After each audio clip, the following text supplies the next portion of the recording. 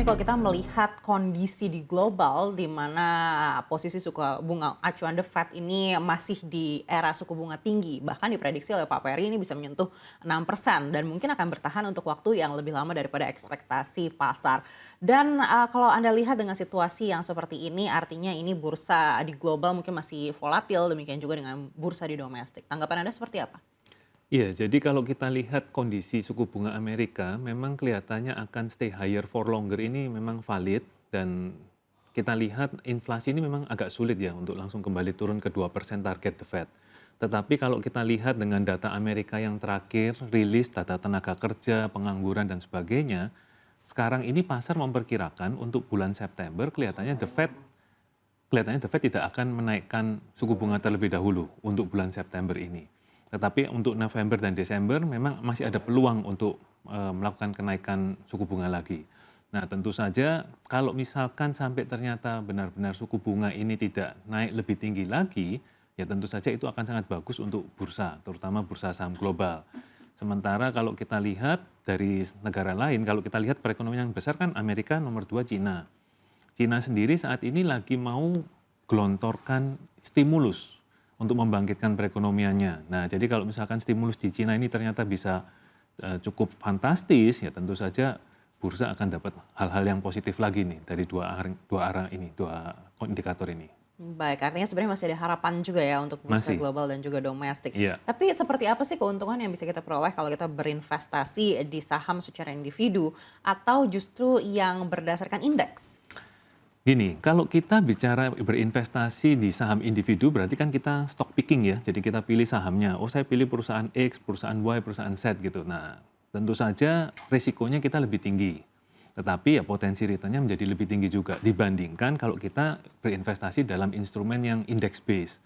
Nah, index based ini misalkan kita ikut ya udah ikut aja yang S&P 500. Nah, otomatis returnnya yang ikuti indeksnya S&P. Nah, kalau kita lihat Amerika memang tahun ini year to date pun baik S&P, Dow Jones maupun Nasdaq itu cukup fantastis kenaikannya. Yang saya ingat contoh Nasdaq year to date itu bisa naik indeksnya sekitar 35% gitu.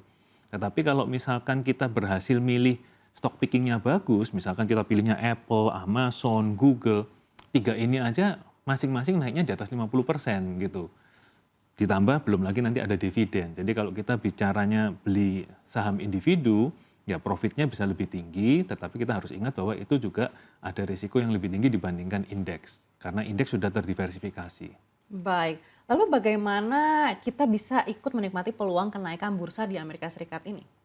Kalau bagi investor Indonesia saat ini bisa ikut dapat peluang dari kenaikan saham Amerika, baik indeksnya maupun sahamnya. Kenapa? Karena di Indonesia saat ini sudah tersedia produk-produk CFD gitu ya. Jadi CFD singkatan dari Contract for Difference dan CFD ini tersedia.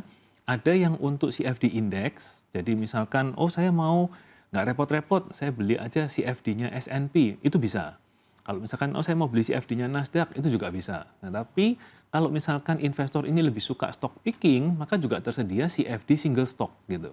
CFD single stock berarti investor bisa pilih, oke saya mau beli CFD-nya Apple, saya mau beli CFD-nya Google, Alphabet, saya mau beli CFD-nya Amazon, juga tersedia.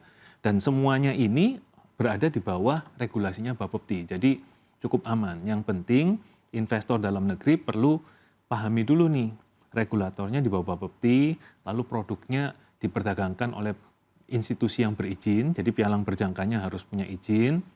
Lalu yang ketiga, pastikan transaksinya itu tercatat di bursa sehingga dijamin oleh lembaga clearing. Nah ini penting sekali, gitu. Baik, menarik sekali soal CFD ini. Tapi mungkin banyak masyarakat yang juga belum terlalu familiar dengan istilah CFD. Mungkin boleh dijelaskan seperti apa sih caranya kalau kita mau membeli CFD? Ya, jadi kalau kita bicara CFD, saya rasa pemirsa juga perlu tahu dulu ya. Jadi kalau kita bicaranya ini CFD single stock atau CFD saham, maka fiturnya itu sama seperti saham, hanya bedanya kalau kita beli CFD saham, maka kita bukan sebagai pemegang saham, otomatis kita tidak diundang dalam RUPS. Tapi fiturnya sama semua. Kalau misalkan perusahaannya bagi dividen, CFD saham pun juga dapat dividen. Perusahaan melakukan stock split, CFD saham pun juga akan diperlakukan stock split. Jadi itu yang penting diketahui. Jadi semua transaksi CFD CFD single stock itu harusnya memiliki fitur sama seperti transaksi di saham. Nah, cara transaksinya bagaimana? Ya otomatis pertama investor perlu buka rekening di pialang berjangka. Nah, pialang berjangkanya tentu saja tidak semua pialang berjangka yang menawarkan produk CFD. Tapi kalau misalkan kayak di tempat kami, Agrodana Futures, kami ada menawarkan produk CFD single stock maupun CFD index. Jadi bisa buka rekening di tempat kami lalu bisa melakukan transaksi. Nah, kalau ditanya bedanya CFD single stock atau CFD saham dibandingkan saham, apa yang menarik? Kalau bagi saya, kita waktu transaksi CFD single stock, CFD saham, itu otomatis kita bisa mendapatkan leverage dengan jumlah yang lebih tinggi dibandingkan kita bertransaksi di saham biasa. Demikian pula ketika kita mau melakukan short sale misalkan, nah itu juga bisa dilakukan dengan lebih mudah. Begitu. Baik, dan untuk tenornya atau jangka waktunya sendiri seperti apa? Apakah kita bisa menyimpannya untuk jangka panjang dan biaya-biaya lainnya juga seperti apa? Apakah ketika kita mendapatkan keuntungan nantinya ada biaya yang dikenakan atau seperti apa? Iya, jadi karena CFD saham ini esensinya sama seperti saham, hanya tidak punya hak suara di RUPS, jadi sebetulnya bisa digunakan investment style apapun yang kita terapkan di saham, itu bisa kita terapkan di CFD. Kalau kita mau simpan jangka panjang, berarti juga bisa. Misalkan, oh saya mau buy and hold, atau saya mau dollar cost averaging, sebetulnya bisa juga. Nah, otomatis bisa jangka panjang? Jawabannya bisa. Nah, kalau tadi ditanyakan apakah ada biaya-biaya, tentu saja sama ya, kalau kita transaksi di bursa efek, ada biaya fee transaksi, maka di CFD pun juga ada fee transaksi. Dan saat ini fee transaksinya CFD ini menurut saya sangat rendah. Total transaksi beli jual itu komplit cuma bayar 0,2%. Kemudian kalau misalkan kita beli saham pakai margin kan kita harus bayar bunga margin gitu. Nah, CFD karena transaksinya juga leverage, juga ada biaya bunganya atau disebut swap. Nah, biaya swapnya tapi sangat murah nih. Saat ini di Indonesia itu sekitar 2% per tahun. Jadi kalau menurut saya untuk jangka panjang dengan biaya 2% per tahun masih manageable gitu. Baik, ini menarik sekali memperkenalkan CFD ke masyarakat Indonesia. Apakah rencananya Agrodana untuk ke depannya ini akan ekspansi lebih masif lagi dengan produk ini?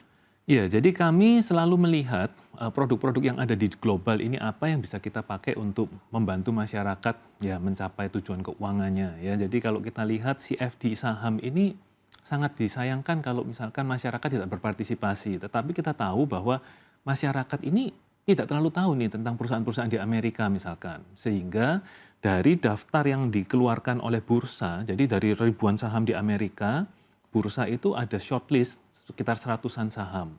Nah, tapi dari 100-an list tersebut kita juga seleksi lagi, kita pilih 50 saat ini yang termasuk di dalam top 100 market cap-nya global.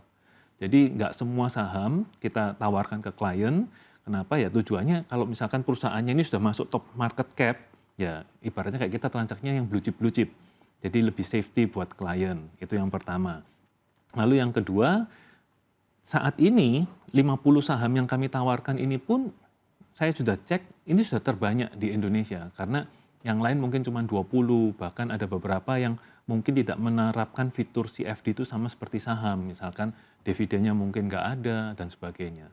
Jadi kami terus akan dukung produk-produk yang kita lihat bisa membantu masyarakat untuk mendapatkan manfaat.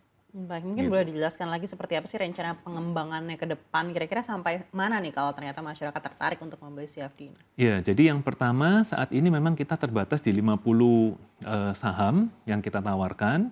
Nah, ke depannya kalau kita lihat ada di antara 100 market cap ini yang belum masuk di dalam listnya bursa, maka kami akan usulkan ke bursa untuk diizinkan diperdagangkan juga. Itu yang pertama. Yang kedua, kami juga karena untuk melakukan penetrasi pasar, kami saat ini juga ada program insentif untuk berhadiah langsung. Jadi kebetulan maskot di perusahaan kami ini ada dua maskot, yaitu Gugum pakai binatangnya banteng, lalu Flexo pakai ikan hiu. Nah, ini kita bikinkan logam mulia dengan desain khusus. Nah, jadi investor yang buka rekening transaksi CFD single stock bisa mendapatkan hadiah langsung berupa logam mulia itu. Kemudian juga fee transaksinya kami juga berikan yang paling rendah saat ini di Indonesia. Termasuk juga kalau misalkan orang melakukan transaksinya untuk jangka panjang harus bayar bunga, nah bunganya pun juga paling rendah se-Indonesia. Wah, menarik sekali ya. Kita harapkan Gitu. nanti masyarakat bisa lebih banyak lagi yang tertarik untuk bisa menjajal instrumen CFD ini. Sekali lagi terima kasih Pak Tomizu, Direktur PT Agrodana Future sudah bersama kami siang ini. Terima kasih.